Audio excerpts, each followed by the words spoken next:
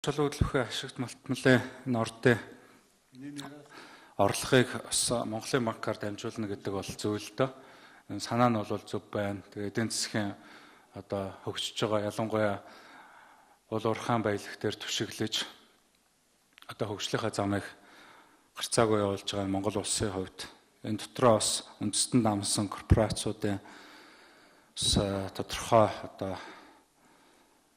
зөв бас гэх юм уу мөлжлөгт бас өртөөд байгаа Монгол улсын хувьд бас авах ёстой арга хэмжээ л гэж бодож байна л да.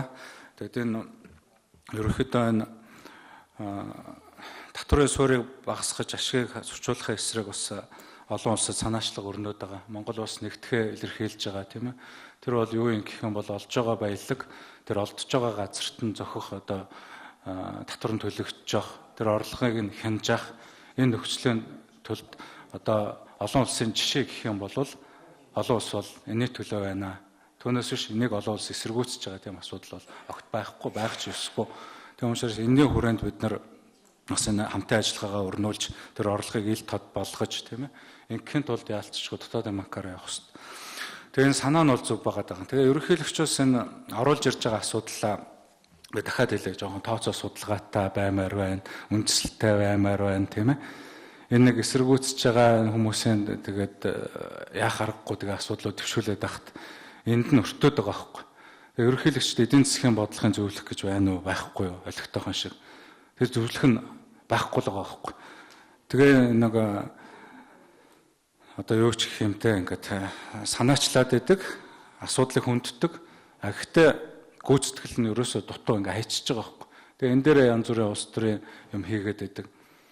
Тэгээ ер нь бол цаашдаа бас ингмээрг байна. Ерөнхийлөгч эрх зүйн зөвлөх нь ороод ирсэн юм хэлэх хэрэгтэй шин. Баг нь муу байна. Тэгээ сонгуулийн яалтчгүй эрх сонгуулийн нэр дэвшилттэй бодоол ингээл бага бүрдүүлсэн болов л гэж хараад байна. Тэгээ үнэхээр энийг алдаагаа засаад ингээ ороод ирэх юм бол бас хамтарч ажиллахад бол бэлэн байна. Зүгээр Монгол банк өөр дээрээ байршуулж болно гэх юм бол нэгдүгээр засгийн газартай хөрөнгө оруулалтын гэрээ байгуулсан стратеги ач холбогдол бүхий орд байх юм байна. Хоёрдугаарт Монгол банкнаас тогтоосон доод хэмжээний экспортын гадаад валютын орлоготой байх юм байна. Гуравдугаарт ийм аж ахуй нэгж Монгол банкнд дансаа байршуулъя гэсэн юм хүсэлтэд гаргах юм байна тийм ээ. Тэгэхээр ямар ч аж ахуй нэгж бол ингэж хүсэлтэд гаргахгүй.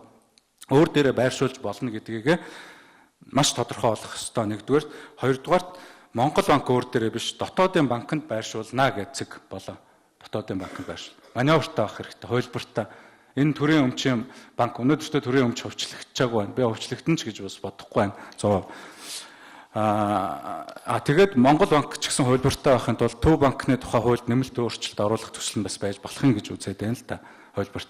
Хоёрдугаар төрийн өмчийн банк өнөөдөртөө байх гарцыг нь гаргаад өгөх хэрэгтэй. Гуравдугаарт бусад арилжааны банк байх бас гарцыг нь гаргаад өгөх хэрэгтэй.